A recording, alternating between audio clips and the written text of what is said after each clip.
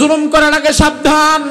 দুনিয়ার জালিমেরা যা যা হারায় তার মধ্যে সবার আগে হারায় তার কপাল থেকে হেদায়েত। আল্লাহ তাআলা তার কপাল থেকে হেদায়েত কেটে দিয়ে গেছে। এখন আমার ওয়াজ শোনো, কার কাবা শরীফে গিয়ে 14 বার সিজদা দিক লাভ নাই। কারণ তোমার চেয়ে বড় জালিম হাজ্জাজ বিন ইউসুফ হজ করেছে, আবার সাহাবীদেরকে মেরে কাবার চত্বরে টানায়াও রাখছিল, হেদায়েত পায় নাই। বড় বড় জালিম হেদায়েত পায় নাই, তুমি হেদায়েত পাবা কিভাবে ভাই? কারণ আল্লাহ আগেই বলেছেন কোন জালিমরে আমি হেদায়েত দেই না। এজন্য আল্লাহ কোরআনের মধ্যে বললেন, ও বান্দা শুনে নাও, ওয়ালা তারকানু ইলাল্লাযীনা যালামু ফাতামাসসাকুমুন নার ওয়া মা লাকুম মিন দুনিল্লাহি মিন আউলিয়া সুম্মা লা তুনসারুন। ও ইমানদারেরা শুনে নাও, তোমরা জুলুম করবা না। এটা আল্লাহ বলেন নাই যে তোমরা জুলুম করো না, বরং আল্লাহ বললেন, ও ইমানদারেরা জুলুম তো করা দূরে থাক, তোমরা জুলুমকারীর ধারে কাছেও যাও না, জুলুমের ধারে কাছে যেও না, কোন জালিমকে সহযোগিতা করো না। তুমি যদি নিজে জুলুম না করেও কোন জালিমের সহযোগী হয়ে কাজ করো, তাহলে ওই জালিম জুলুম করে অপরাধ করে জাহান্নামে যেটা যাবে, তুমি জুলুম না করে শুধুমাত্র তার সহযোগী হওয়ার কারণে তুমিও সেই জাহান্নামে যাবে। আমার ভাইরা লক্ষ্য করেন, আমাদের বাংলাদেশে জালিমের সংখ্যা কিন্তু বেশি না।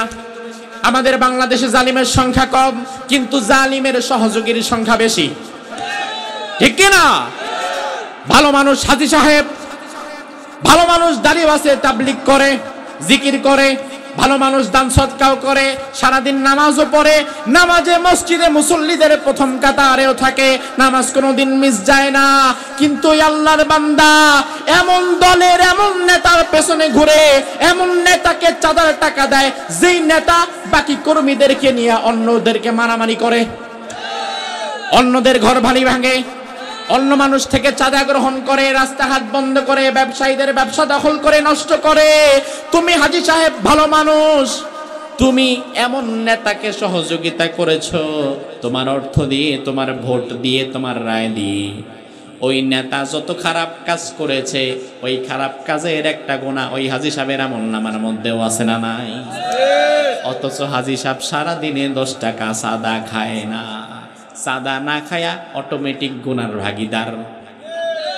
নেতা তো অন্তত আখেরাত হারায়া দুনিয়া পাচ্ছে, আর যে হাজী সাহেব নেতার পক্ষে সাপোর্ট দিল, ও তো আখেরাতও নাই, ওর তো দুনিয়াও নাই। তাইলো নেতার চাইতে ও আরো বড় বলদ, তোর তো দুনিয়াও নাই, আখেরাতও নাই। এজন্য আল্লাহ কোরআনের মধ্যে বললেন, কুনু মাস সাদিকিন, নিজে ভালো হলে চলবে না, ভালো মানুষের সাথে হওয়া লাগবে, ভালো মানুষের সাথে থাকা লাগবে। ও ভাই আমার, কেন ভালো মানুষের সাথে থাকা লাগবে? ভালো মানুষের সাথে থাকা কেন দরকার? রাসূলের চাচার দিকে তাকান, বিশ্বনবীকে কলিজার চাইতে বেশি ভালোবাসছেন এমন একজন চাচা রাসূলের জীবনে আছে না নাই? নাম কি? আবু তালেব। আবু তালেব মৃত্যুর আগে রাসূল বারবার আবু তালেবকে হাতে ধরছে, পায়ে ধরছে। আল্লাহর হাবিব বলে, ইয়া আম্মি কুল লা ইলাহা ইল্লাল্লাহ কালিমাতান লা আশহাদু লাকা বিহা ইনদাল্লাহ। ও আমার কলিজার টুকরো চাচা, সারা জীবন তুমি আমার জন্য এত করেছো, তার ঋণ আমি শোধ করতে পারবো না। মেহেরবানি করে আমার কানে কানে তুমি একটা বার শুধু লা ইলাহা ইল্লাল্লাহ পড়ো, আর কিছু পড়া দরকার নাই, শুধুমাত্র লা ইলাহা ইল্লাল্লাহ তুমি একটা বার পড়ো। এই লা ইলাহা ইল্লাল্লাহ বলতে পারলে কিয়ামতের ময়দানে আমি আল্লাহর দরবারে তোমার জন্য সুপারিশ করে তোমারে জান্নাতে ঢুকায় দেব। আবু তালেব এই কথা শুনে মুহাদ্দিসগণ বলেন, আবু তালেবের কালিমা পড়ার জন্য মনটা তখন প্রস্তুত হয়ে গেছে, যে ভাতিজা আমার এত বলতেছে, মৃত্যু সজ্জায় আমি কালিমাটা পড়ে নেই। আবু তালেব জবান খুলেছে, কালিমা পড়ে নিবে, এমন সময় ঘরের মধ্যে ঢুকছে আবু জেহেল। ঢোকার পরে মাথার কাছে বসছে, বসার পরে আবু তালেবের দিকে তাকায় বলে, লিডার, আমি বাহির থেকে সব শুনছি, এখন যদি মুহাম্মাদের কথা শুনে তুমি কালিমা পড়ো, আমি কিন্তু বাইরে গিয়া বইলা দেব তুমি কিন্তু ভীতু, মরার ডরে কালিমা পড়ছো। আবু তালেব বলে, না না না না, আমি তো ভীতু না, আমি অনেক সাহসী। ওয়া আনা আলা মিল্লাতি আব্দুল মুত্তালিব, আমি আমার বাবা আব্দুল মুত্তালিবের ওই মুশরিক অবস্থায় আমার বাবা যেমন মরছে আমিও সেইভাবেই মরলাম, আমি কালিমা পড়লাম না। এখান থেকে আপনারা আমি কি বুঝালাম ভাই? আবু তালেব কালিমা পড়ে নিচ্ছে, একদম চূড়ান্ত মুহূর্ত, আর ঠেকবে না, জান্নাতে যাওয়া মোটামুটি তার কনফার্ম, শেষ জীবনে হেদায়েত পেয়ে যাবে। আর আল্লাহ রাব্বুল আলামিনের হাবিব বলেন, মান মাতা লা ইলাহা ইল্লাল্লাহ, মান মাতা ওয়া হুয়া ক্বালা লা ইলাহা ইল্লাল্লাহ দাখালাল জান্নাহ, কেউ যদি লা ইলাহা ইল্লাল্লাহ পড়ে মরতে পারে আল্লাহর জান্নাত আল্লাহ তার জন্য ওয়াজিব করে দেয়। আবু তালেবের জান্নাত প্রায় কাছাকাছি, কালিমা পড়লেই বেঁচে গেল। ঠিক এমন সময় আবু জেহেল আইসা মাথার কাছে বইসা জামিনাটা বাজায় দিছে। এজন্য আল্লাহ কোরআনের মধ্যে বললেন, ও ইমানদারেরা, ভালো মানুষের সঙ্গী হও, জালিম, চাঁদাবাজ, টেন্ডারবাজ, লুটতরাজ, জিনাকার এমন খারাপ মানুষের সাথে তুমি ঘুরো না, তাদের সাথে থেকো না। নয়তো দেখা যাবে তুমি ভালো মানুষ কিন্তু সারাদিন থাকো খারাপ মানুষদের সাথে, তাইলে তোমার এই ভালো মানুষটা বেশি দিন যাবে না, ধীরে ধীরে তাদের খারাপ মানুষের গুণাগুণ তোমার মধ্যে ঢুকে যাবে। কোরআনুল কারীমের সূরাতুল বাকারার 258 নম্বর আয়াতের মধ্যে আজ থেকে 4000 বছর পূর্বে ইব্রাহিম আলাইহিস সালামের একটি ঘটনা বর্ণনা করেছেন। ইব্রাহিম আলাইহিস সালামের সাথে আমরা যারা এখানে উপস্থিত রয়েছি আমাদের একটা আত্মিক সম্পর্ক আছে। এখানে আমরা যারা বসে আছি আমরা কেউ ইব্রাহিম আলাইহিস সালামকে দেখি নাই, তার কারণে ইব্রাহিম আলাইহিস সালামকে আমাদের নবী মুহাম্মাদুর রাসূলুল্লাহ নিজেই দেখে নাই। বিশ্ব নবীরও 2500 বছর পূর্বে দুনিয়াতে এসেছিলেন ইব্রাহিম নবী। তাহলে বিশ্ব নবীর 2500 বছর আগে যদি হয়, আর আজকে থেকে বিশ্ব নবী এসেছেন 1500 বছর, তাহলে ওইদিকে 2500 এইদিকে 1500, দুইটা মিলায় কত? 4000 বছর পূর্বে পৃথিবীটা যখন এমন একটা পরিস্থিতির মধ্যে দাঁড়িয়েছিল যেখানে আল্লাহর নাম নেওয়াটাও অপরাধ, এমন একটা পরিবেশ যখন পৃথিবীর মধ্যে ছিল যেখানে আল্লাহকে আল্লাহ বলে ডাকার মতো কোনো মানুষ আর ছিল না, ওই মুহূর্তে আল্লাহ তাআলা তাওহীদের জ্ঞান দিয়ে একজন যুবককে সমাজের মধ্যে দাঁড়া করিয়ে দিলেন। ওই যুবকের নাম হচ্ছে ইব্রাহিম। ওই যুবকের নাম কি? আমার ভাইরা, এমন একটা সময় যে সময়ে আল্লাহর নাম নিবে এমন পুরা দেশের মধ্যে একজনও নাই। নামাজ, কালাম, রোজা, হজ, যাকাত, ইসলামী রাজনীতি তো পরের বিষয়, আল্লাহর নাম নিতে পারে এমনই একজন দুনিয়াতে নাই। গোটা সমাজ শিরকিয়াতের মধ্যে লিপ্ত হয়ে গেছে। কেউ করে মূর্তি পূজা, কেউ করে অগ্নি পূজা, কেউ করে সূর্য পূজা, আর কেউ করে নমরুদের পূজা। ইব্রাহিম আলাইহিস সালামকে রব্বুল আলামিন সেই সমাজের মধ্যে রবের পরিচয় দিয়ে দিলেন। গোটা সমাজের বিপরীতে দাঁড়িয়ে একজন যুবক আল্লাহর পরিচয় খুঁজে পেলেন। আল্লাহর পরিচয় খুঁজে পাওয়ার পরে এবার তার দায়িত্ব হলো সমাজের মানুষকেও সচেতন করা। আল্লাহ তাআলা কোনো মানুষকে একাকী জান্নাতে যাওয়ার জন্য বানায় নাই, বরং সমাজের মানুষকেও জান্নাতে ডাকার জন্য দায়িত্ব আমাদের কাঁধে আছে না নাই? জান্নাত আল্লাহ কোনো সেলফিশ মানুষকে দিবে না যে একাকী জান্নাতে যেতে চাইবে, গোটা সমাজ জাহান্নামে যাক আমার দেখার দরকার নাই। এমন কিছু মানুষ কিন্তু এখনো আমাদের সমাজে রয়েছে যারা শুধু নিজেরা নামাজ পড়বে, রোজা রাখবে, হজ করবে, মসজিদে বসে তাসবিহ তাহলিল করবে, তার সামনে জুয়ার আড্ডা, মদের আড্ডা, গাঞ্জার আড্ডা চলে। ঠেকাবার তো দূরের কথা, একটা ধমকও দেয় না, শুধু নিজেই জান্নাতে যাওয়ার রাস্তা ক্লিয়ার করতে চায়। এমন মানুষ আছে না নাই? এমন সেলফিশ মানুষের জন্য আল্লাহ জান্নাত বানায় নাই। আল্লাহ রাব্বুল আলামিন আপনাকে পাঠিয়েছেন জমিনে সত্য জ্ঞান দিয়ে, এই জ্ঞানটা মানুষের মাঝে প্রচার করার জন্য। এজন্য একটা গান আমাদের সমাজে রয়েছে, জান্নাতে একা আমি যাব না কো ভাই, তোমাকেও জান্নাতে দলে নিতে চাই। ইব্রাহিম আলাইহিস সালাম যখন এক আল্লাহর পরিচয় পেলেন, রবের পরিচয় পেলেন, ইব্রাহিম আলাইহিস সালাম এটা গোপন করলেন না, হাটে মাঠে বাজারে গঞ্জে যেখানেই যান সেখানেই রবের দাওয়াত দেন, যেখানেই যান সেখানেই এক আল্লাহর দাওয়াত দেন। আমার ভাই লক্ষ্য করেন, এই যে আজকে ইয়াহিয়া তাকি আপনাদের সামনে ঘন্টাখানেক কথা বলবে, আল্লাহর দাওয়াত দিচ্ছে, কোরআনের দাওয়াত দিচ্ছে। আমার আগে আবু নসর আশরাফি ভাই কথা বলেছে, তিনিও আল্লাহর দাওয়াত দিলেন, রবের দাওয়াত দিলেন। আমাদের দাওয়াত এবং ইব্রাহিম নবীর সেদিনকার দাওয়াতের মধ্যে পার্থক্য আছে না নাই? আজকে দাওয়াত দেওয়ার জন্য আপনারা আমাদেরকে নিয়ে আসছেন, খাবারের আয়োজন করছেন, হাদিয়া দিচ্ছেন, সম্মানের সাথে বসায় দিয়েছেন, মাইক লাইট প্যান্ডেলের ব্যবস্থা করেছেন। আমরা শুধু আসলাম, দাওয়াত দিলাম, চলে গেলাম। আর ইব্রাহিম নবীকে এমন পরিবেশের মধ্যে দাওয়াত দেওয়া লেগেছে, যেখানে দাওয়াত দেওয়ার জন্য টাকা পয়সা হালুয়া রুটি তো দূরে থাক, বরং যেই পরিবেশে দাওয়াত দিতে গেলে আবার মাইর খাওয়ার সম্ভাবনা আছে না নাই? তাইলে পরিবেশ কি এটা খারাপ না ইব্রাহিম নবীরটা খারাপ?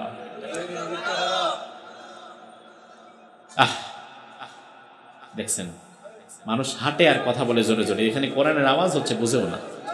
এই থাক থাক, সবাই চিল্লাইলে তো হবে না, এরা তো আমাদেরই ছেলে, বসে যাবে, তাকান। ইব্রাহিম আলাইহিস সালাম সব জায়গায় এক আল্লাহর দাওয়াত দেন। নমরুদের কাছে খবর চলে গেল, কোরআনে আল্লাহ তুলে দিয়েছেন, নমরুদকে বলা হলো সামিআনা ফাতান ইয়াযকুরুহুম ইউকালু লাহু ইব্রাহিম। এই সমাজে এক যুবকের আবির্ভাব হয়েছে, তার নাম ইব্রাহিম। ওই যুবক হাটে মাঠে ঘাটে বাজারে গঞ্জে ঘরে বাইরে যেখানেই যারে পায় সেখানেই আল্লাহর দাওয়াত দেয়। এবং এই যুবক খুব সাহসী যুবক, সে আমাদের কাউরে ভয় পায় না, সে একমাত্র ভয় পায় কাকে? নমরুদকে বলা হলো সেই যুবক কিন্তু আপনার পরিবেশ নষ্ট করে ফেলতেছে। কারণ সমাজের মানুষ যদি একবার বুঝে যায় আপনি সকল ক্ষমতার মালিক না, আপনার হাতে কোনো ক্ষমতা নাই, ক্ষমতার মালিক আল্লাহ, সকল ক্ষমতার উৎস তিনি। একবার যদি সমাজের মানুষ প্রকৃত রবের পরিচয় পেয়ে যায়, তখন কিন্তু আপনার জুলুমের রাজত্ব আর টিকিয়ে রাখা যাবে। নমরুদ বলল, তাই নাকি? কার এত বড় সাহস আমার রাজ্যে রবের দাওয়াত দেয়? বলল, আর কে? আপনার সবচেয়ে কাছের মানুষ আজরের ছেলে তো ইব্রাহিম। নমরুদ বলল, ঠিক আছে, ইব্রাহিমকে ধরে আনো। পাইক পেয়াদা সৈন্য সামন্ত গিয়ে ইব্রাহিম আলাইহিস সালামকে ধরে নিয়ে আসলো। তিনি তখন যুবক, তুমিও যুবক, ইব্রাহিম নবীও ছিলেন যুবক। তোমার যৌবন কাটে আরেক বেডির পেছনে ঘুরে, তোমার যৌবন কাটে মোবাইলের মধ্যে গেমস খেলে। আর ইব্রাহিম নবীর যৌবন কেটেছিল একটা পথহারা সমাজকে দিনের পথে আনার লক্ষ্যে। ইব্রাহিম আলাইহিস সালাম তিনাকে আনা হলো। এবার কি হলো? কোরআনে কারিমে আল্লাহ তাআলা তার পরবর্তী আলোচনা করলেন। আল্লাহ তাআলা বললেন, বিশ্বনবীকে উদ্দেশ্য করে আল্লাহ বললেন, ও নবী, আপনি তো দেখেন নাই, ইলাল্লাযী হাজ্জা ইব্রাহিম, ওই ব্যক্তিরে তো আপনি দেখেন নাই, যে ব্যক্তি আমার ইব্রাহিমের সঙ্গে ঝগড়া করছিল, তর্ক করছিল, ফি রাব্বিহি, রবের ব্যাপার নিয়ে তর্কে লিপ্ত হয়ে গিয়েছিল। অর্থাৎ ইব্রাহিমকে যখন ডেকে আনা হলো রাজদরবারে, হাজার হাজার মানুষ দুই সাইড দিয়ে দাঁড়িয়ে আছে। দৃশ্যটা একবার কল্পনা করেন, হাজার হাজার মানুষ একদিকে, ইব্রাহিমের সাথে কেউ আছে? তার বাবা মা, বন্ধু বান্ধব, শক্তিশালী একটা দল বাহিনী আছে একজন, কে? ওই পরিবেশে ইব্রাহিম আলাইহিস সালাম একা দাঁড়িয়ে আছেন, সামনে হাজার হাজার মানুষ।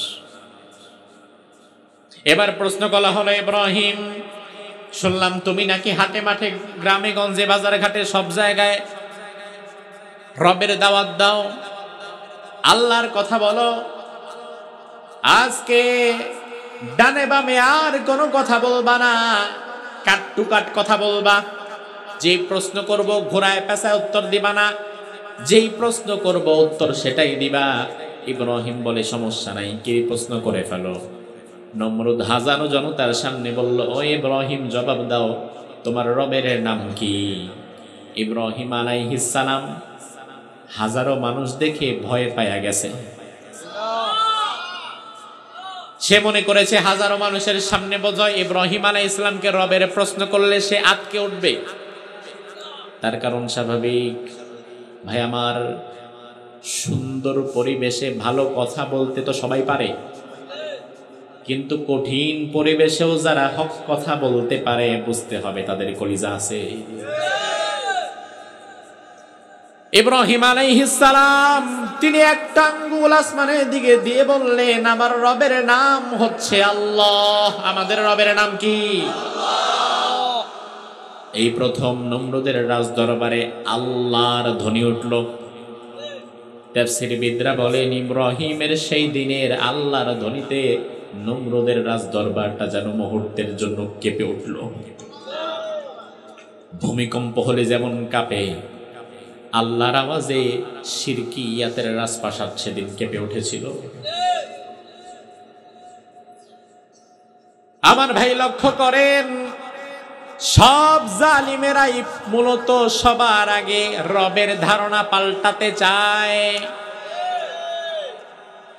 কোরআনে কারিমে আল্লাহ তাআলা যত জায়গায় আমাদের দোয়া করা শিখিয়েছেন, সকল জায়গার মধ্যে রব নামটা আছে না নাই? রব্বানা যালামনা আনফুসানা, শুরুতে কিন্তু রব্বানা। আবার আল্লাহ শিখা দিলেন, বান্দা দোয়া করো, রব্বানা আতিনা ফিদ দুনিয়া হাসানাতাও ওয়া ফিল আখিরাতি হাসানাতাও ওয়া কিনা আযাবান নার। এখানেও শুরুতে রব্বানা আছে না নাই? আবার যদি আপনি মা বাবার জন্য দোয়া করেন, মা বাবার জন্য দোয়া করার শুরুতেও রবের নাম আছে না নাই? দোয়াটা কি? রব্বির হামহুমা কামা রব্বায়ানি সগীরা। তার মানে আল্লাহ বুঝিয়ে দিলেন, সকল দোয়ার শুরুতে কমন শব্দ হচ্ছে রব। আমাদের রব কে? তাফসীর থেকে আমি রবের 4টা অর্থ বের করতে পেরেছি। রবের 1 নাম্বার অর্থ হচ্ছে সৃষ্টিকর্তা। কোরআনে আছে না নাই? ইকরা বিইসমি রাব্বিকাল্লাযী খলাক। খলাক মানে কি? মাশাআল্লাহ, সৃষ্টি করা। রবের 1 নাম্বার অর্থ হচ্ছে সৃষ্টি করা। আল্লাহ বললেন, ও বান্দা, তুমি তোমার রবের গোলামি করো, তুমি তোমার রবের নামে পড়ো। কোন রব? যে রব তোমার সৃষ্টি করেছেন। তাহলে আমাদেরকে সৃষ্টি যিনি করেছেন তিনি আমাদের রব হবেন, আর আমাদের রব তো একমাত্র একজন, তিনি কে? রবের 2 নাম্বার অর্থ মুফাসসিরগণ করেছেন পালন কর্তা। কি কর্তা? আমাদের পালছে কে? আপনি বলবেন, হুজুর আপনার তালে তালে তাল মিলাইলাম, বললাম আল্লাহ, কিন্তু আসলে আমাদেরকে পালছে তো আমাদের মা বাবা। আপনার সাথে একটু তাল মিলাইলাম, নাহলে কেমন দেখা যায়? আমার ভাই, আন্দাজে তাল মিলানোর দরকার নাই, বুঝে শুনে তাল মিলাবেন, তাইলে এই তাল কোনোদিন বেতাল হবে না। আমাদের সমস্যা হচ্ছে আমরা আন্দাজি তাল মিলাই, এই জন্য যখন যেই বক্তা তার সাথে ঠিক ঠিক। এখানে যদি এখন অন্য কোনো মাহফিলে গিয়াসউদ্দিন তাহিরিয়া যদি একটা উল্টা পাল্টা কথা বলে, মানুষ তার সাথেও বলবে ঠিক ঠিক, কারণ তাল নাই। আমার ভাইরা লক্ষ্য করেন, আপনার মাথায় প্রশ্ন আসতে পারে, কিরে পালন কর্তা আল্লাহ কেমনে হয়? পালন কর্তা তো মা বাবা। মা বাবা না পারলে তো আমাদের অবস্থা খারাপ হয়ে যেত, দুনিয়াতে থাকতে পারতাম না, টিকতে পারতাম না, মরে যেতাম, পচে যেতাম, চলে যেতাম। ও ভাই আমার, একটা বিষয় ভালো করে দেখেন, মা বাবা আপনাকে পালছে, তবে সেটা দুনিয়ায় আসার পরে। দুনিয়ায় আসার আগেও কিন্তু আপনার একটা জীবন ছিল। আলমে আরওয়াহ, রুহের জগৎ যদি বাদ দেন, রুহের জগৎ ছাড়া জীবিত মানুষ হিসাবে আল্লাহ তাআলা মায়ের পেটের মধ্যে আপনাকে মিনিমাম 4 মাস বসায় রাখছে। মায়ের পেটে আল্লাহ রাব্বুল আলামিন 5 মাস অতিবাহিত হয়ে যাওয়ার মধ্য দিয়ে একটা ছোট্ট বাচ্চার স্ট্রাকচার বানায়। হাত, পা, চোখ, কান, নাক, পুরা বডি দিয়ে ছোট্ট একটা বাচ্চা পুতুল তৈরি হয়ে যায় মায়ের পেটের মধ্যে। আল্লাহ রাব্বুল আলামিন 5 মাস অতিবাহিত হয়ে যাওয়ার পরে 6 মাসের মাথায় ওই বাচ্চা পুতুলের মধ্যে রূহ ঢুকায়া দেয়। এরপরে ওই বাচ্চাটা তখন হাত নাড়ে, পা নাড়ে, উল্টে যায়, লাথি দেয়। ওই মা তখন বুঝতে পারে আমার পেটের মধ্যে একটা জীবিত সন্তান আছে। মা তখন আঁচ করতে পারে, বুঝতে পারে। এই যে মায়ের পেটের মধ্যে আল্লাহ তাআলা আপনাকে 6 মাসের সময় রূহ ঢুকায় জীবিত করে দিয়েছে। আপনি তো দুনিয়াতে এসেছেন এরও কয়েক মাস পরে, 10 মাস 10 দিন যদি ধরেন, তাইলে মিনিমাম মোটামুটি মায়ের পেটের মধ্যে জীবিত অবস্থায় আপনি ছিলেন 4.5 থেকে 5 মাস। আমার ভাই লক্ষ্য করেন, জবাব দেন। একজন মৃত মানুষের খাওয়ার দরকার নাই, অক্সিজেনের দরকার নাই, তবে জীবিত মানুষের জন্য খাবার এবং অক্সিজেনের দরকার আছে না নাই? দুনিয়াতে আসার পরে আপনি যদি কান্না করেন, ওয়া ওয়া বলে কাঁদেন, আপনার মা সাথে সাথে আপনাকে বুকের সাথে চেপে ধরে দুধ পান করায় বুঝতে পারে আমার কলিজার টুকরার ক্ষুধা লেগেছে। তবে আপনি যখন আপনার মায়ের পেটে 5 মাস জীবিত ছিলেন, কান্নার সুযোগ নাই, ক্ষুধা লাগলে বলারও সুযোগ নাই। ওই মুহূর্তে আপনাকে খাবার এবং অক্সিজেনের ব্যবস্থা চাওয়ার আগে যিনি করে দিয়েছেন তিনি কে? চাইতে হয় না আল্লাহ আমারে খাবার দাও, বলতে হয় না আমারে অক্সিজেন দাও। রব তো তিনি, যিনি চাওয়ার আগে আমার বিষয় পূরণ করতে পারে, যিনি চাওয়ার আগে আমার হাজত পূরণ করতে পারে। এজন্য আল্লাহ রাব্বুল আলামিন রবের ধারণা দিয়ে দিয়েছেন সুন্দরভাবে। মূসা আলাইহিস সালামকেও আল্লাহ বলে, মূসা ফেরাউনের কাছে যখন যাবা, যাওয়ার সাথে সাথেই তুমি তারে বলবা যে আমি রবের পক্ষ থেকে এসেছি। কারণ দুনিয়ার জালিম স্বৈরাচারেরা নিজেদেরকে রব হিসাবে মনে করে নেয়। মূসা আলাইহিস সালাম ফেরাউনের কাছে গিয়ে বলল, কি বলল? কোরআনের মধ্যে আল্লাহ তুলে দিয়েছেন, ওয়াকালা মূসা ইয়া ফিরআউন ইন্নী রাসূলুম মির রাব্বিল আলামিন। মূসা ফেরাউনের কাছে গিয়ে বলল, ফেরাউন আমি রবের পক্ষ থেকে প্রেরিত একজন রাসূল। ফেরাউন আবার পাল্টা প্রশ্ন করে, মার রাব্বুকুমা ইয়া মূসা, ও মূসা হারুন, দুই ভাই এসেছো, ভালো কথা, তবে কোন রবের কথা তোমরা বলছো? কারণ মা আলিমতু লাকুম মিন ইলাহিন গায়রি আনা রাব্বুকুমুল আলা। তুমি আবার কোন রবের কথা বলো? আমি ফেরাউন তো জানি আমি তোমাদের সবচাইতে বড় রব। কত বড় ফাজিল! তুমি আবার কোন রবের কথা বলতেছো? কারণ আমি তো জানি আমি তোমাদের সবচেয়ে বড় রব, তো আমি ছাড়া কি আরো কোনো রব টব আছে নাকি? মূসা আলাইহিস সালাম বললেন, আমার রবের পরিচয় নাও। রব্বুস সামাওয়াতি ওয়াল আরদি ওয়া মা বাইনাহুমা। আমার রব আকাশের রব, জমিনের রব, এবং আকাশ এবং জমিনের মাঝে যা কিছু রয়েছে সব কিছুরই রব একজন, তিনি কে? ফেরাউন অবাক হয়ে গেল, তাই নাকি? আরো কোনো পরিচয় আছে তোমার রবের? মূসা আলাইহিস সালাম বললেন, আমার রবের আরো পরিচয় শোনো। ক্বালা রাব্বুনাল্লাযী আ'তা কুল্লা শাইইন খালকাহু সুম্মা হাদা। আমার রব এমন রব, প্রত্যেকটা জিনিস সৃষ্টি করেছেন তার উত্তম আকৃতিতে, এবং প্রতিটি জিনিস সৃষ্টির পরে জীবন চলার জন্য যা প্রয়োজন চাওয়ার আগেই তার ব্যবস্থাও আমার রব করে দিয়েছেন। আমার ভাইরা লক্ষ্য করেন, মাতৃগর্ভে আমরা যখন মাতৃগর্ভে ছিলাম, মূসা আলাইহিস সালাম যে বললেন রব হতে পারবেন তিনি, যিনি চাওয়ার আগে আমার হাজত বুঝে পূরণ করতে পারেন। ও মিয়া, দুনিয়াতে চাওয়ার আগে আমার যে ক্ষুধা লাগছে, আমার যে মাথা ব্যথা, আমি বলার আগে তো আমার পাশে শুয়ে থাকে আমার স্ত্রীও জানে না।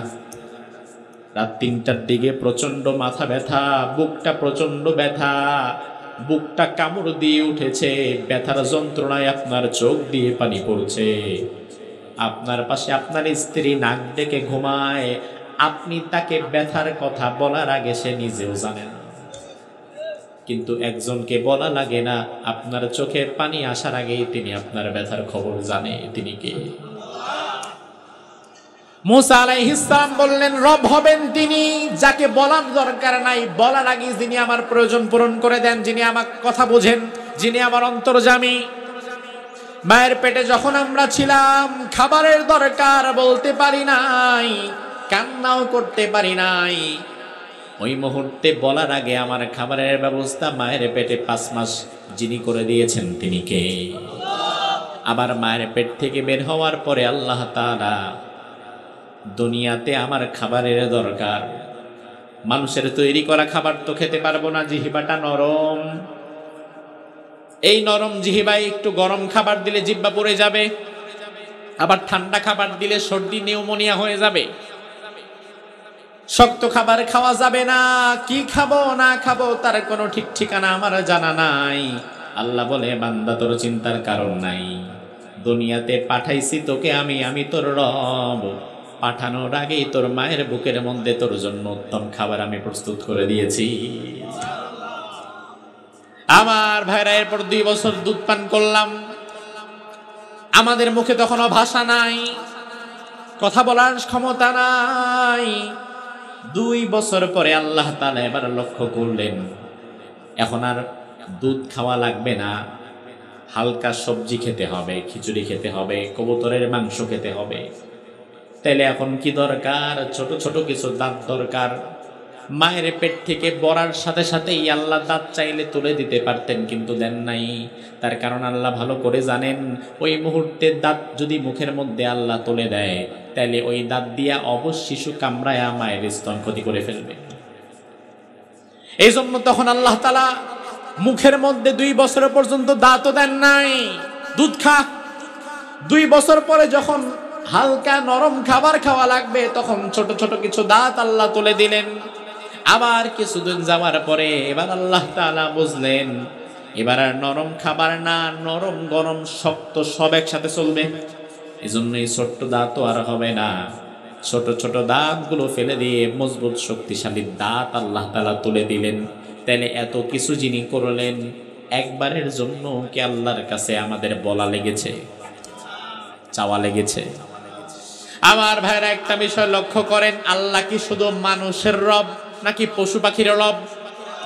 গোটা দুনিয়াতে যা কিছু আছে দেখেন অথবা না দেখেন, সব কিছুর রব কে? এজন্য রব্বুল আলামিন আপনার বিষয়টাই শুধু লক্ষ্য রাখে। বিষয়টা এমন নয়, দুনিয়াতে যত পশু পাখি আছে তাদের বিষয়গুলো আল্লাহ লক্ষ্য রাখেন। আপনি লক্ষ্য করে দেখবেন, বাংলাদেশের কুকুর এবং সাইবেরিয়াস কান্ট্রির কুকুরগুলো একরকম না, বাংলাদেশের বিড়াল এবং পার্সিয়ান ক্যাটগুলো একরকম না। বাংলাদেশের কুকুরের গায়ে পশম থাকে ছোট ছোট, চামড়াটাও খুব একটা মোটা না। কিন্তু সাইবেরিয়াস কান্ট্রি, বরফের দেশ, যেখানে -ডিগ্রিতে তাপমাত্রা চলে যায়, সারাদিন রাত বরফ পড়ে, ওই অঞ্চলের কুকুরগুলোর পশমগুলো আল্লাহ তাআলা 3 ইঞ্চি 2.5 ইঞ্চি পর্যন্ত লম্বা করে বানিয়েছেন। তার কারণ কি? তার কারণ হচ্ছে, বাংলাদেশের কুকুরগুলারে নিয়ে যদি বরফের দেশের মধ্যে ঢুকাইয়া দেন, 2 ঘন্টাও বাঁচবে না, মরে যাবে। এই ঠান্ডা সহ্য করার মতো ক্ষমতা তার শরীরে নাই। কিন্তু বরফের দেশের কুকুর বরফের পাশে ঘুমায়া থাকে, সে মরে না। আল্লাহ ভালো করেই জানে, এই কুকুরটারে বাংলাদেশে না পাঠাইয়া বরফের দেশে পাঠাচ্ছি। রব ওই কুকুরের পশমটারে 4 ইঞ্চি 3 ইঞ্চি পর্যন্ত লম্বা করে দিয়েছেন। কারণ আল্লাহ ভালো করেই জানে, ওই দেশের মানুষগুলো নিজেরা আরাম করে ঘুমাবে, আগুন জ্বালাবে, কম্বল মুড়ি দিবে, ল্যাপ মুড়ি দিবে, তবে হাজার হাজার কুকুরকে ল্যাপ কম্বল কেউ দিবে না। এই জন্য আমার রব এমন আল্লাহ, বরফের দেশের কুকুরগুলোর শরীরের মধ্যে 3 ইঞ্চি লম্বা পশম ফিট করে চিরস্থায়ী কম্বলের ব্যবস্থা আল্লাহ এমনিতেই করে দিয়েছেন। তিনি রব, যিনি শুধু মানুষের বিষয় না, সব বিষয় যিনি লক্ষ্য রাখেন। কার কি লাগবে না লাগবে সব যিনি জানেন, সব যিনি পূরণ করেন, তিনি রব, তিনি আমাদের আল্লাহ। জোরে বলেন, আমাদের রব কে? ইব্রাহিম আলাইহিস সালামকে বলল নমরুদ, তোমার রব কে? ইব্রাহিম নবী বললেন, আমার রব আল্লাহ। এবার নমরুদের মেজাজ খারাপ হয়ে গেছে, নমরুদ এবার বলে, ও ইব্রাহিম, তুমি তো বললা তোমার রব আল্লাহ, তাইলে তুমি আমারে জবাব দাও, তোমার রব এমন কি পারে যেটা আমি পারি না? তোমার রব যেটা পারে আমি যদি সেটা পাইরা দেখাইতে পারি, তাইলে রব তুমি আমারেও মানবা? ইব্রাহিম আলাইহিস সালাম বললেন, শোনো আমার রব কি পারে। রব্বি আল্লাযী ইউহয়ী ওয়া ইউমীত, আমার রব এমন আল্লাহ, তিনি জীবন দেয় আবার মরণ দেয়। জীবন দেওয়ার মালিক কে? মরণ দেওয়ার মালিক অন্য কেউ? মালিক কে? জীবন দেয় মরণ দেয় সবটাই আল্লাহর হাতে। এবার নমরুদ বলে, আনা উহয়ী ওয়া উমীত, জীবন যদি তোমার আল্লাহ দেয়, মরণ যদি তোমার আল্লাহ দেয়, এটা তো আমিও পারবো, এটা বিশেষ কিছু না। এখন আমি যদি এটা পাইরা দেখাইতে পারি, তুমি আমার রব মানবা নাকি বলো? ইব্রাহিম আলাইহিস সালাম বললেন, তুমি আবার কিভাবে জীবন দিবা মরণ দিবা? বললে, ইব্রাহিম দাঁড়াও দেখাই, প্রমাণ করতেছি আমি কেমনে জীবন দেই মরণ দেই। তাফসীরে এসেছে, জেলখানা থেকে দুইজন কয়েদিকে টাকা হলো, এই এদিকে আয়। কারা কর্তৃপক্ষ দুইজন কয়েদিকে নিয়ে আসলো। নমরুদ হাতে তলোয়ার নিয়ে একজনের ঘাড় বরাবর একটা কোপ দিয়ে কল্লা দিয়ে খণ্ডিত করে ফেলছে, মরে গেছে। আরেকজনের দিকে তাকায় বলল, যা তুই বাড়ি চলে যা, তোরে মাফ করে দিলাম, বিদায় হ। বাস, খেলা শেষ। ইব্রাহিম আলাইহিস সালামকে বলল, ইব্রাহিম দেখো, একজনকে আমি মেরে ফেললাম, মৃত্যু দিলাম, আরেকজনকে ছাইরা দিয়ে বাঁচায়া দিলাম, তাইলে তোমার আল্লাহ যে জীবন দেয় মরণ দেয়, এটা তো আমিও দিতে পারি। নাউজুবিল্লাহ কয় না? কিসের সাথে কি? পান্তা ভাতে ঘি। আল্লাহর জীবন দেওয়া আর মরণ দেওয়া দুনিয়ার মানুষের সাথে কোনোদিন মিলবে নাকি? আমার আল্লাহ রাব্বুল আলামিন অনস্তিত্ব থেকে আমাকে অস্তিত্বে এনেছেন। আবার মরে যাব, মাটির সাথে মিশে যাব, 1000 বছর পার হয়ে যাবে। কিয়ামতের বাঁশি যখন ফু দেওয়া হবে, ইসরাফিল আলাইহিস সালাম তৃতীয় সিংহায় যখন ফু দিবে, হাসরের ময়দানে যেই দিন দাঁড়িয়ে যেতে হবে, সেই দিন আপনি আমি যেদিন দাঁড়াবো, এই মাটি থেকে 24 বছর আগে যারা বিদায় নিছে তারাও সেই দিন দাঁড়িয়ে যাবে। তাইলে মাটির সাথে মিশে যাওয়ার পরে আবারও জীবিত করার মতো ক্ষমতা আমাদের রবের আছে না নাই? এছাড়া অন্য কোনো মানুষের এই ক্ষমতা আছে নাকি?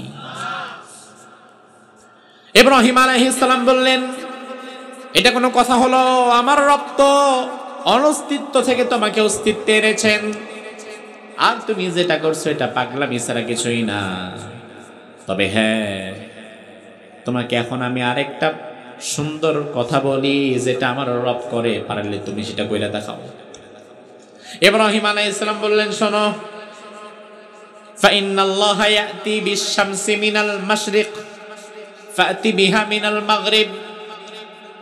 আমার আল্লাহ তাআলা প্রতিদিন ভোরবেলায় সূর্য উদিত করে পূব দিক থেকে, আবার সন্ধ্যাবেলায় পশ্চিম দিগন্তে ডুবিয়ে দেয়। তুমি যদি আমার রব হতে চাও, তাহলে আগামীকাল সকালবেলায় সূর্যটা পূর্ব দিক থেকে বন্ধ কইরা পশ্চিম দিক থেকে তুলো। সুবহানাল্লাহ কইবেন না? আচ্ছা, এটা পারবে? এটা ওর বাপেও পারবে? ইব্রাহিম আলাইহিস সালামের এই কথা শুনে তো নমরুদ এবার ফাবুহিতাল্লাযী কাফার, একদম চুপ।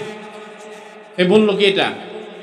এতক্ষণ যা বলছে করে দেখাইলাম, এখন তো আর জমিনে না, এখন দিছে হাত আসমানে। এখানে তো আর আমার কোনো খেলা চলবে না, আমার কোনো বাহাদুরি চলবে না। আল্লাহ রাব্বুল আলামিন আয়াতের মধ্যে বললেন, ও নবী, এই যে নমরুদ আমার ইব্রাহিমের সাথে এত ঝগড়া করছে, তর্ক করছে, তার কারণ কি জানেন নাকি?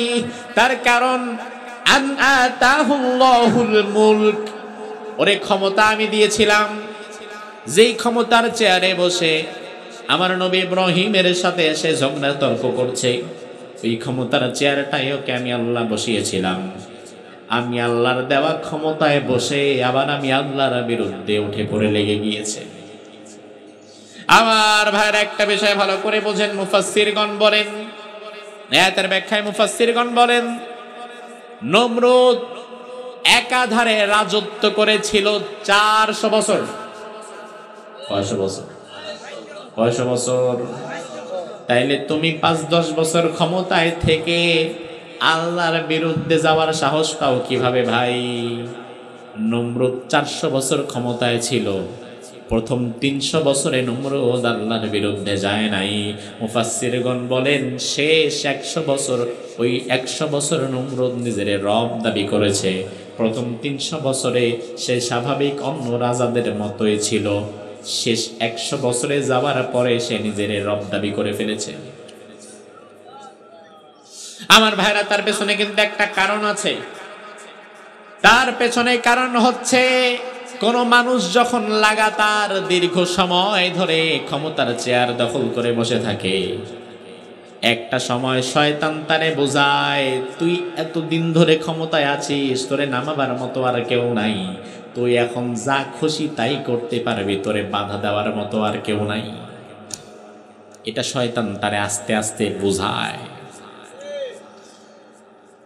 ক্ষমতায় দীর্ঘদিন যারা থাকে, জনগণের কাছে যাদের কোনো জবাবদিহিতা থাকে না,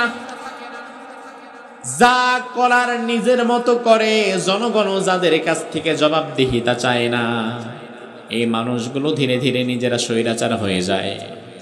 আমরা যে গালি দেই 16 বছরের স্বৈরাচার ও মুক্তমুখ, গালিটা ওনারে যতটা দেওয়া দরকার নিজেরও ততটাই দেওয়া দরকার। কারণ 16 বছরের স্বৈরাচার হইল কিভাবে ভাই? তুমি শেষ পর্যন্ত যেই আন্দোলন সংগ্রাম করেছো, যেভাবে রাস্তায় নেমেছো, যেভাবে প্রতিবাদ করেছো, এই প্রতিবাদ যদি তুমি শুরুর দিন করতে, তাইলে স্বৈরাচার তো 16 বছর সময় পাইতই না। আমাদের নীরবতা স্বৈরাচার বানায়, আমাদের নীরবতা স্বৈরাচার তৈরি করে। নমরুদ 400 বছর রাজত্ব করেছে, প্রথম 300 বছরে নিজের রব দাবি করে নাই।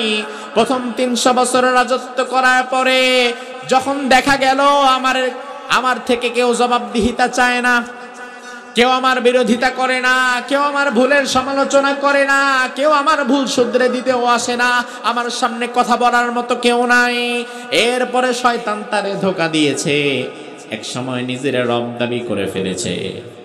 তো এই জন্য তুমি যদি চাও তোমার রাজ্যের সর্বোচ্চ ক্ষমতাধর ব্যক্তি ইনসাফের সাথে রাজ্য প্রতিষ্ঠা করুক, ইনসাফের সাথে রাজনীতি করুক, তাইলে তোমারেও তো সবার আগে ওই রাজনৈতিক দলের নেতা কেউ তার যদি কোনো ভুল থাকে, ওই ভুলের বিপক্ষে তোমাকে দাঁড়িয়ে যেতে হবে, তার থেকে তোমাকে জবাবদিহিতা আদায় করে নিতে হবে। আজকে আমরা জবাবদিহিতা চাই না, এজন্য আমাদের এক একজন এমপি মন্ত্রী চেয়ারে বসার পরে যা খুশি তাই করে। এজন্য আপনাদেরকে শিক্ষা নেওয়া লাগবে, জবাবদিহিতা ছাড়া কাউকে ছাড় দেওয়া যাবে না। সে যত বড় দলের যত বড় নেতাই হোক না কেন, আগামীর বাংলাদেশে যারা ক্ষমতায় বসবে তারা যদি কোনো ভুল করে, মসজিদে যদি আমার ইমাম সাহেব কোনো ভুল করে, আমি যেমন আমার ইমামকে লোকমা দিয়া সোজা করে দেই, আমার রাজনৈতিক দলের নেতা সমাজে কোনো কথা বা কোনো কাজে যদি কোনো ভুল করে, মসজিদের ইমামরে যেমন লোকমা দিয়া সোজা করে দেই, আমার সমাজের নেতারেও সেইভাবে লোকমা দিয়া সোজা করে দেব। আপনি মসজিদের ইমামকে যেইভাবে লোকমা দেন, সমাজের ইমামকে যদি সেইভাবে লোকমা দিতেন, মসজিদের পরিবেশ যেমন শান্তিপূর্ণ, সমাজটাও হয়ে যেত তেমন শান্তিপূর্ণ।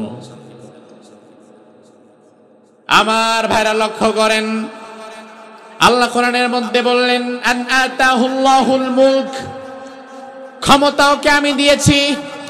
আমার ক্ষমতা পেয়ে সে আমার বিরুদ্ধে লড়েছে, আমার বিরুদ্ধে কথা বলে, অথচ ক্ষমতায় বসানোর মালিককে আরো জোরে কোন? কোরআনে আছে না নাই? পড়েন আমার সাথে, আল্লাহ বলেন, কুলিল্লাহুম্মা মালিকাল মুলকি তুতিল মুলকা মান তাশা ওয়া তানজিউল মুলকা মিম্মান তাশা ওয়া তুইজ্জু মান তাশা ওয়া তুদিল্লু মান তাশা বিয়াদিকাল খায়র ইন্নাকা আলা কুল্লি শাইইন কাদির। সুবহানাল্লাহ বলেন। আল্লাহ রাব্বুল আলামিন বললেন, বান্দা শুনে নাও, আমি আল্লাহ তাআলা সব ক্ষমতার মালিক। সব ক্ষমতার মালিক কে? আবার টেনে রাস্তায় নামায় কে? আল্লাহ চাইলে ক্ষমতায় যেমন বসাতে পারে, আবার কেউ যদি আল্লাহর সাথে চূড়ান্ত বেয়াদবি করে তাকে ক্ষমতা থেকে নামায়া দিল্লিতেও পাঠাতে পারে। ভবিষ্যতে যারা ক্ষমতায় যাবা তারা শিক্ষা নাও, তোমার ক্ষমতা নমরুদের চেয়ে বেশি নয়, ফেরাউনের চেয়ে বেশি নয়। তুমি যদি ক্ষমতায় যাওয়ার পরে জালিম হও, তাদের পরিণতি হয়েছে যাহা, তোমার পরিণতিও হবে তাহা। আমাদের অনেক মানুষ ক্ষমতায় যাওয়ার আগেই মাশাআল্লাহ জুলুমের প্রস্তুতি নিয়ে ফেলেছে। যায় নাই, আগে প্রস্তুতি নিয়ে শুরু। শুধুমাত্র নমিনেশন ঘোষণা করা হয়েছে, এখনো তো নির্বাচনের হয় নাই।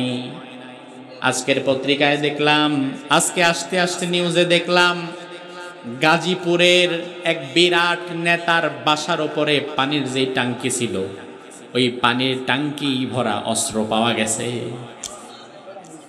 মাশাআল্লাহ, নেতা সাহেব শুধু চিন্তা করছে কোন মতো নির্বাচনটা আসতে দে, পুরা টাঙ্কি খালি করে ফেলাম।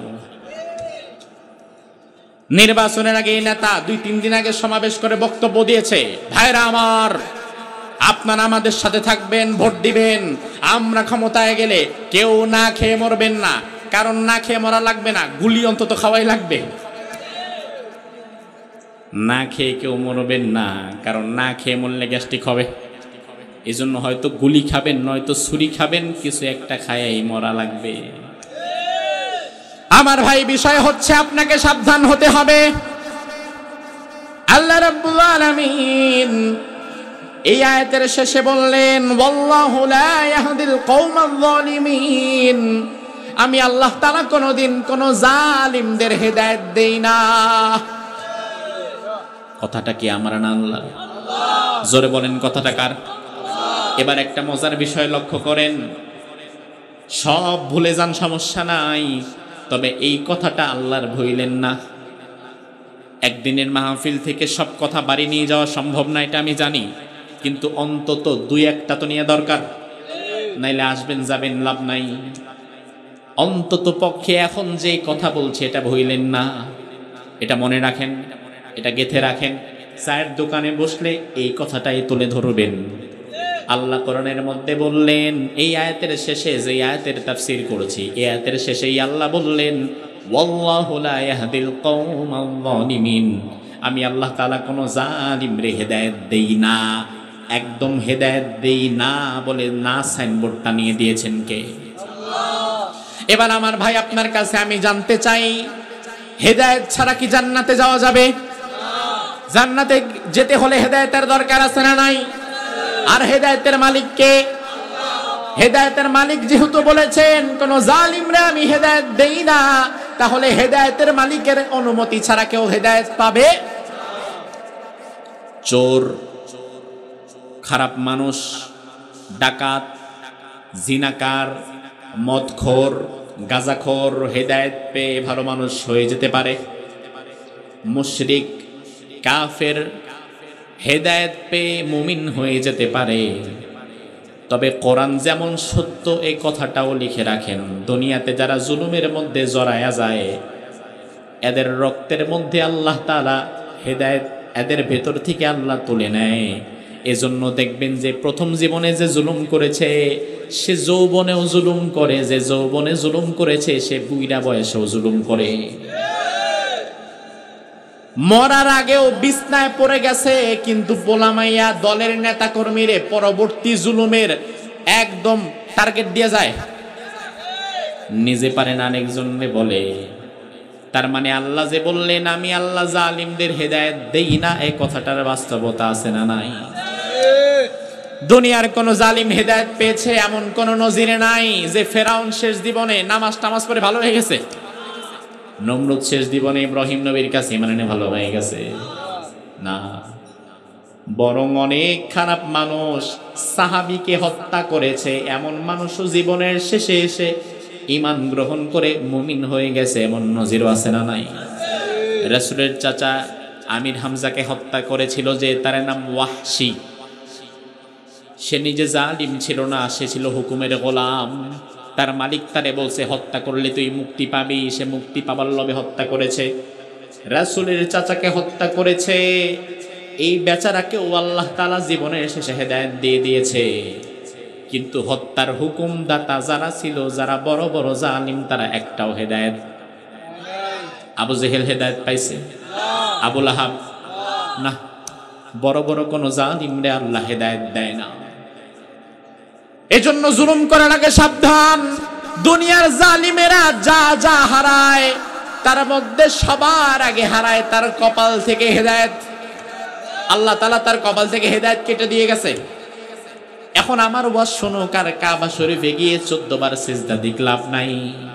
কারণ তোমার চেয়ে বড় জালিম হাজ্জাজ বিন ইউসুফ হজ করেছে, আবার সাহাবীদেরকে মেরে কাবার চত্বরের টানায়ও রাখছিল, হেদায়েত পায় নাই। বড় বড় জালিম হেদায়েত পায় নাই, তুমি হেদায়েত পাবা কিভাবে ভাই? কারণ আল্লাহ আগেই বলেছেন, কোন জালিমরে আমি হেদায়েত দেই না। জুলুম এমন ভয়ঙ্কর বিষয়। একটা মজার তথ্য শোনেন, হালাল, হারাম, জায়েজ, নাজায়েজ, এই বিষয়গুলো আমাদের জন্য নাকি আল্লাহর জন্য? আল্লাহর কি হালাল হারামের কোনো বিষয় আছে? আমাদের জন্য দুধ খাওয়া হালাল, মদ খাওয়া, কিন্তু হালাল হারামের কোনো বিষয় আল্লাহর নাই। এমন অনেক বিষয় আছে যেটা বান্দার জন্য হারাম, কিন্তু আল্লাহর জন্য ওটা হালাল, জায়েজ। যেমন অহংকার করা আমাদের জন্য জায়েজ না নাজায়েজ? আল্লাহর জন্য। বরং আল্লাহর একটা সিফাতি নাম হচ্ছে অহংকারী। আল মালিকুল কুদ্দুসুস সালামুল মুমিনুল মুহাইমিনুল আজিজুল জাব্বারুল মুতাকাব্বির, মানে কি? অহংকারী। আল্লাহ দাবি করেন আমি অহংকারী। আল কিবরিয়া ও রিদাই ওয়াল আযমাতু ইজারি, অহংকার আমার চাদর, বড়ত্ব আমার ভূষণ। আমি আল্লাহ নিজে অহংকারী। অথচ আপনি যদি বলেন আমি অহংকারী, তাহলে গুনাহ হবে কিনা? কিন্তু অহংকার আল্লাহ করেন, এটা আল্লাহর সাথে যায়। তার মানে আমি বোঝাতে চাইলাম, এমন অনেক বিষয় আছে যেটা বান্দার জন্য হারাম, তবে আল্লাহর জন্য হারাম না। কিন্তু জুলুমকে আল্লাহ এত ঘৃণা করেন, এত ঘৃণা করেন, এত ঘৃণা করেন। আল্লাহ হাদিসে কুদসির মধ্যে বললেন, ইয়া ইবাদি ইন্নী হারামতুয যুলমা আলা নাফসি ওয়াজআলতুহু বাইনাকুম মুহাররামান ফালা তাযালামু। ও আমার বান্দারা শুনে নাও, আমি আল্লাহর জন্য হালাল হারামের কোনো বাছ বিচার নাই, আমি আল্লাহর জন্য জায়েজ না জায়েজের কোনো শরীয়ত নাই। তবে আমি আল্লাহ তাআলা জুলুমকে এত বেশি ঘৃণা করি, এত বেশি ঘৃণা করি, এত বেশি ঘৃণা করি। জুলুমকে সবার আগে আমি আল্লাহ আমার নিজের জন্য হারাম করেছি, এরপরে তোমাদের জন্য হারাম করেছি। এখন আল্লাহ যেটা নিজের জন্য হারাম করে, ওই কাজে যদি দুনিয়ার কোনো মানুষ জড়িয়ে পড়ে, ওই বেচারা কি আর বাঁচবে নাকি? এজন্য আল্লাহ কোরআনের মধ্যে বললেন, ও বান্দা শুনে নাও, ওয়ালা তারকানু ইলাল্লাযীনা যালামু ফাতামাসসাকুমুন নার ওয়া মা লাকুম মিন দুনিল্লাহি মিন আউলিয়া সুম্মা লা তুনসারুন। ও ইমানদারেরা শুনে নাও, তোমরা জুলুম করবা না। এটা আল্লাহ বলেন নাই যে তোমরা জুলুম করো না, বরং আল্লাহ বললেন, ও ইমানদারেরা, জুলুম তো করা দূরে থাক, তোমরা জুলুমকারীর ধারে কাছেও যাও না। জুলুমের ধারে কাছে যেও না, কোনো জালিমকে সহযোগিতা করো না। তুমি যদি নিজে জুলুম না করেও কোনো জালিমের সহযোগী হয়ে কাজ করো, তাহলে ওই জালিম জুলুম করে, অপরাধ করে জাহান্নামে যেটা যাবে, তুমি জুলুম না করে শুধুমাত্র তার সহযোগী হওয়ার কারণে তুমিও সেই জাহান্নামে যাবে।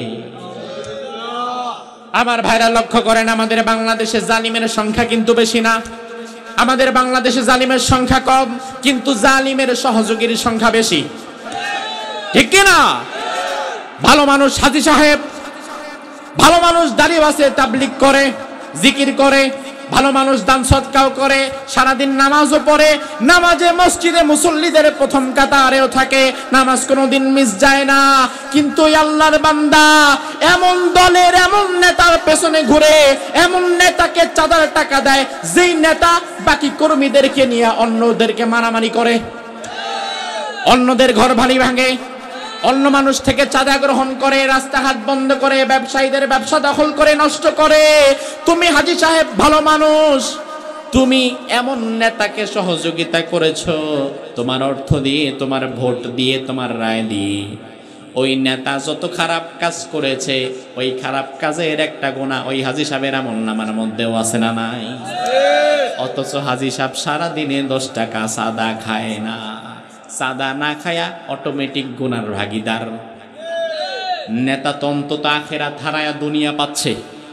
আর যে হাজী সাহেব নেতার পক্ষে সাপোর্ট দিল, ও তো আখেরাতও নাই, ওর তো দুনিয়াও নাই। তাইল নেতার চাইতে ও আরো বড় বলদ। তোর তো দুনিয়াও নাই, আখেরাতও নাই।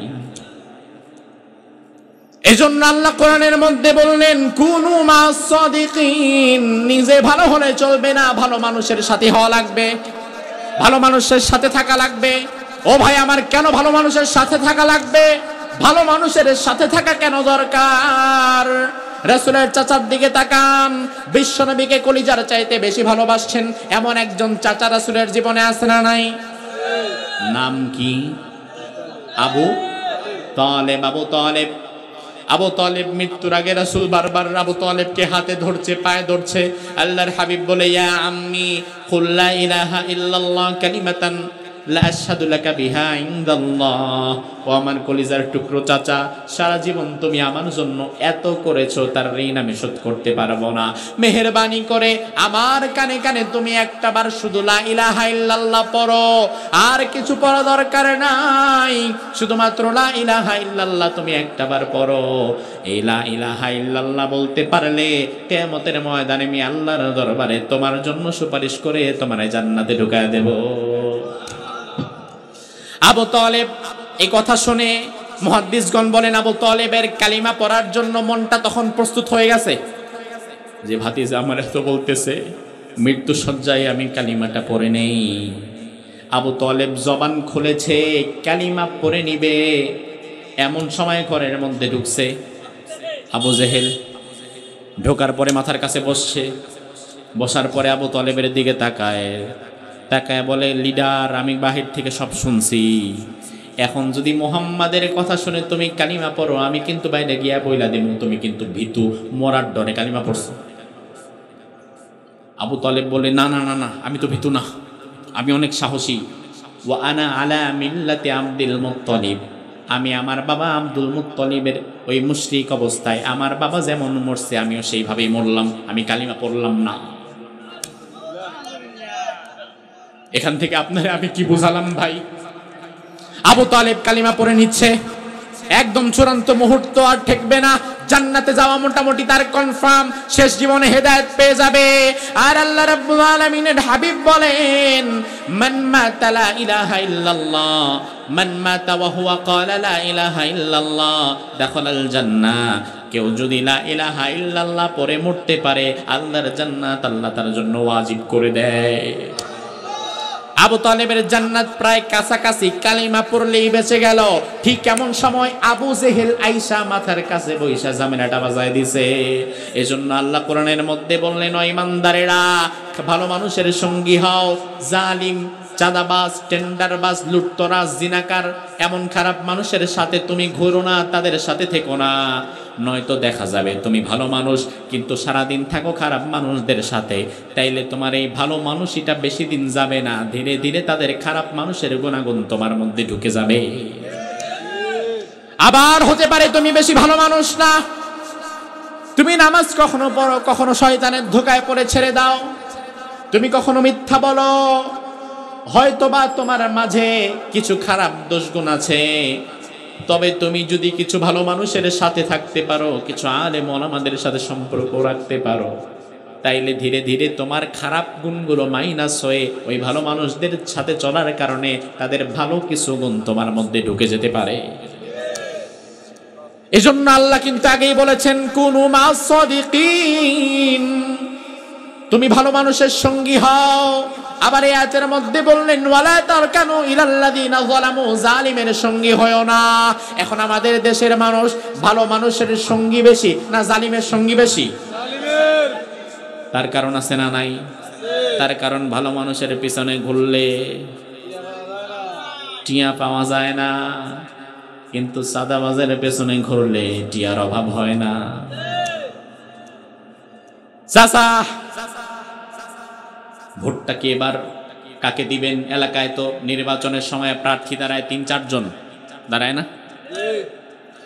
চাচা বলে ভোট তো দিতে চাইছিলাম মাস্টার সাহেব রে, উনি তো ভালো মানুষ, তবে ওনারে দিমু না, দিমু অমুক নেতারে। কেন? উনি না সাদাবাস, উনি না হাইজাকার, উনি না ভূমিদস্যু, উনি না খারাপ? কয় হ্যাঁ নাতি খারাপ, হ্যাঁ ভাতিজা খারাপ, তবে ভোটটা তারাই দিমু। তার কারণ আমি একা ভালো মানুষরে ভোট দিয়া লাভ কি? আমি না হয় ভালো মানুষে ভোট দিলাম, বাকিরা তো টাকার কাছে বিক্রি হইয়া ভোট দিবি খারাপ নেতারে। তাইলে শুধু শুধু আমার একটা ভোট আমি ভালো মানুষটারে দিয়ে আমি ভোটটা নষ্ট করবো কেন? এই জন্য যেখানে ভোটটা দিলে কামে লাগবো ওইখানেই দেই, হুদাহুদি ভোটটা ফালানোর দরকার কি? এমন বোঝ অনেকের মাথায় আছে না নাই?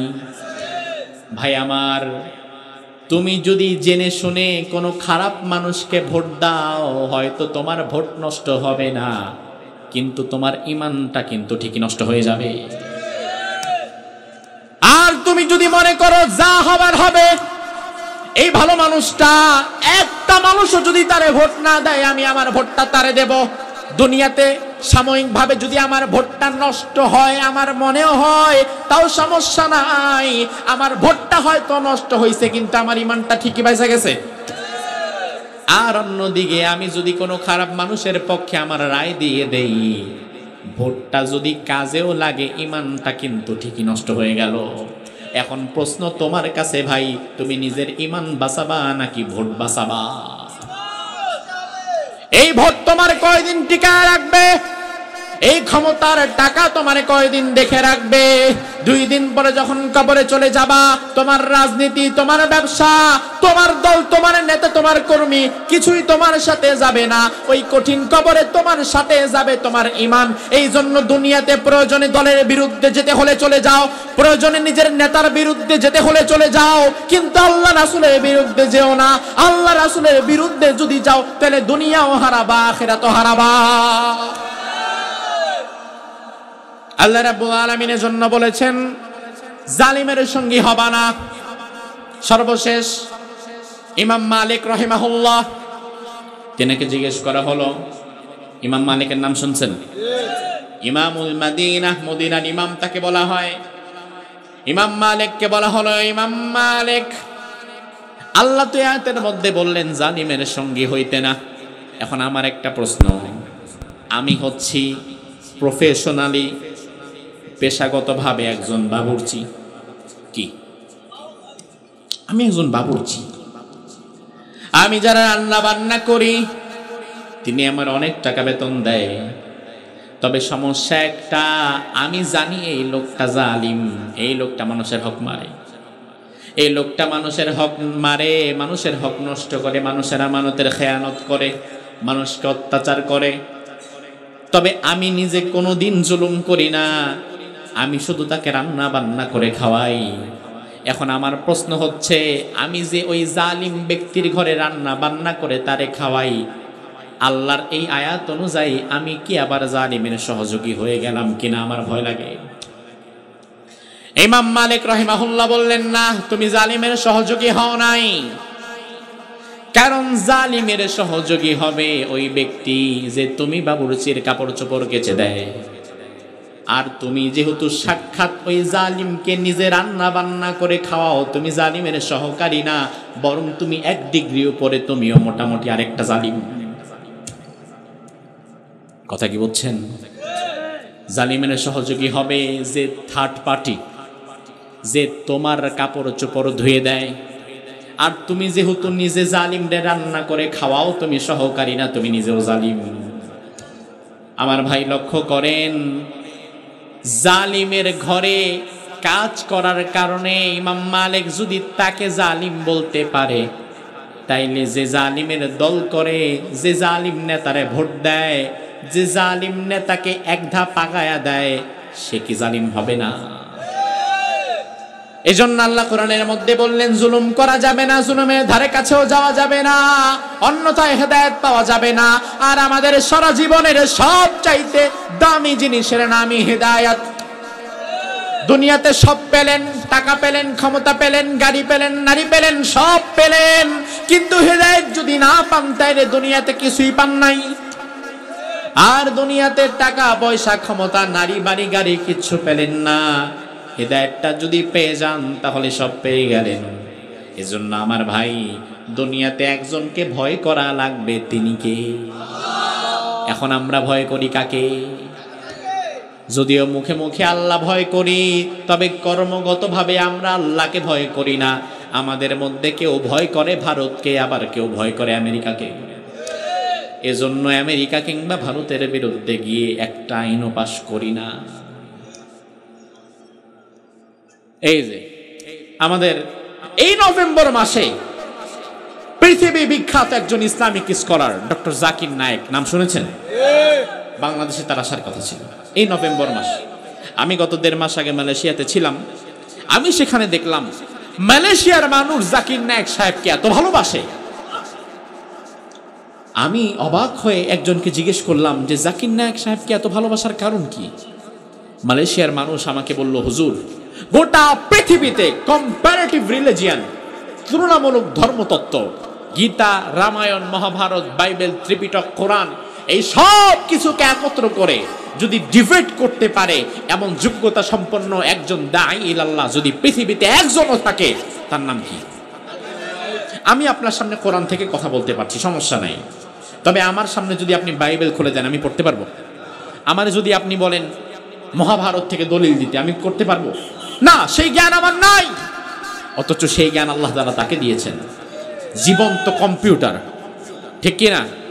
এই নভেম্বর মাসে প্রথমবারের মতো বাংলাদেশ সফর হওয়ার কথা, এবং বাংলাদেশে আসার জন্য তার আগ্রহ আছে।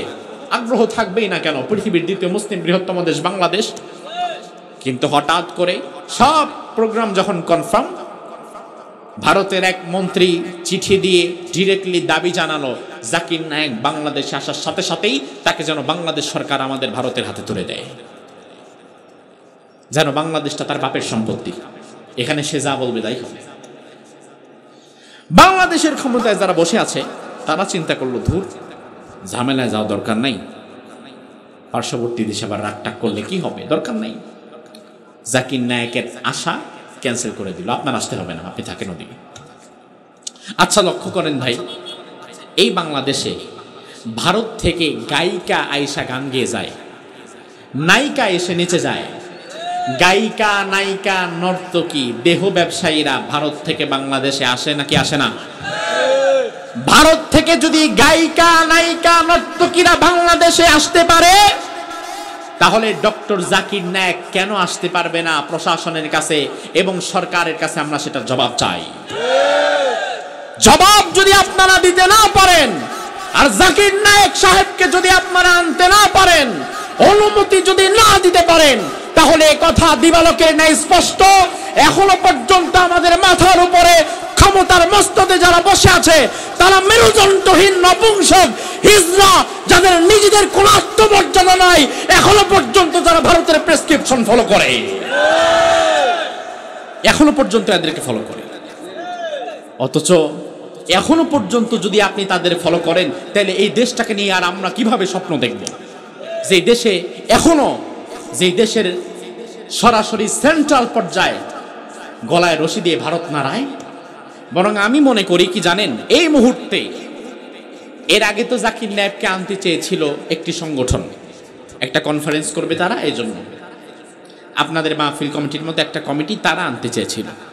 যেহেতু ভারত সরাসরি বাধা দিয়েছে, এই মুহূর্তে বাংলাদেশ সরকারের উচিত, ডক্টর ইউনূস সাহেব, আপনার যদি বুকের পাটা থাকে, সৎ সাহস থাকে, 2-4-6 মাস পরে আপনি আর ক্ষমতায় থাকবেন না, খোঁজ পাওয়া যাবে না, তবে আপনি আপনার জীবদ্দশায় একটা ভালো কাজ করে যেতে পারেন, যেটা জাতি সারা জীবন মনে রাখবে।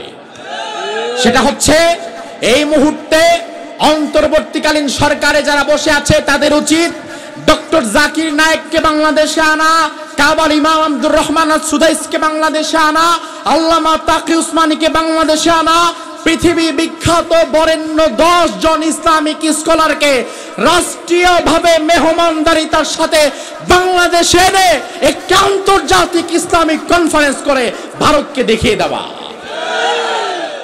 যে তোমাদেরকে আমরা গণি না, গণার টাইম না। এটা যদি করতে পারেন সারা জীবন মানুষ আপনাকে মনে রাখবে। আর আপনারাও যদি ভারতের প্রেসক্রিপশন ফলো করে আসতে না দেন তাহলে ঘৃণার পাত্রে পরিণত হয়ে যাবেন। সর্বোপরি আমার ভাইয়েরা, জমিন কার?